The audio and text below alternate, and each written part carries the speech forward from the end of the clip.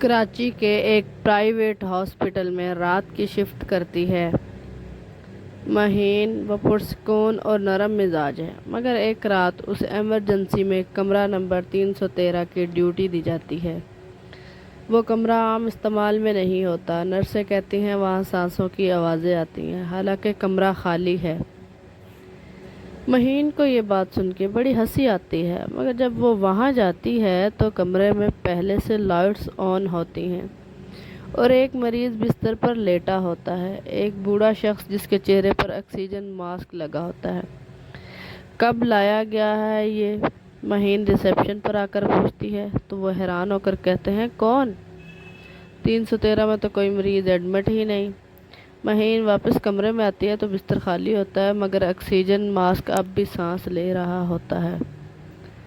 دھیرے دھیرے کسی انجانی بستی کی سانسیں دھیرے دھیرے کسی انجانی ہستی کی سانسیں سنائی دیتی ہیں۔ مہین کی طبیعت خراب ہو جاتی ہے اور وہ کمرے کی لائٹس بند کر کے باہر آ جاتی ہے۔ اس رات کے بعد سے جب بھی وہ ہسپتال آتی ہے اسے لگتا ہے جیسے کوئی اس کا پیچھا کر رہا ہو۔ چند دن بعد ایک بزرگ مریض کو ایمرجنسی اس کمرے میں رکھا جاتا ہے۔ وہ بار بار ایک ہی بات دہراتا ہے، مجھے یہاں سے نکالو۔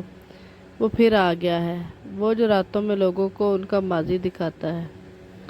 مہین اس کی طرف بڑھتی ہے اور وہ مریض اچانک چیخ مار کر اٹھ بیٹھتا ہے اور اس کا نام لیتا ہے، مہین وہ تجھے بھی لے جائے گا۔ مہین چونک کر پیچھے ہٹتی ہے کہ اچانک ہسپتال میں لائٹ چلی جاتی ہے۔ اندھیرے میں وہ کمرے سے نکلنے کی کوشش کرتی ہے، مگر دروازہ بند ہو چکا ہوتا ہے، باہر سے نہیں اندر سے بند ہو چکا ہوتا ہے۔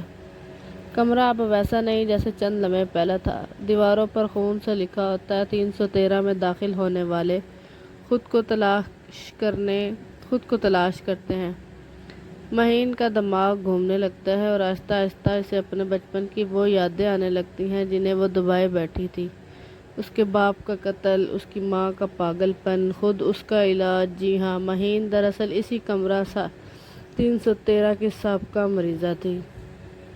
وہ سب کچھ جو ہو رہا تھا حقیقت نہیں، اس کے ذہن کا کھیل تھا، یا شاید کمرہ نمبر 313 حقیقت اور وہم کے درمیان ایک دروازہ تھا۔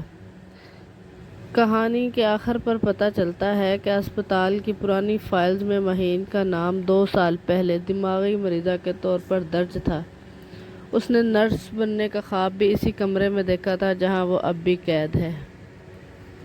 اگر کہانی انٹرسٹنگ لگی ہو تو چینل کو لائک کریں، شیئر کریں اور سبسکرائب کیا کریں۔ بڑی مشکل سے، بڑی محنت سے ویڈیو بنتی ہے، اگر آپ لوگ سبسکرائب کر دیں گے تو ہمیں تھوڑی سی سپورٹ مل جائے گی۔ اللہ حافظ۔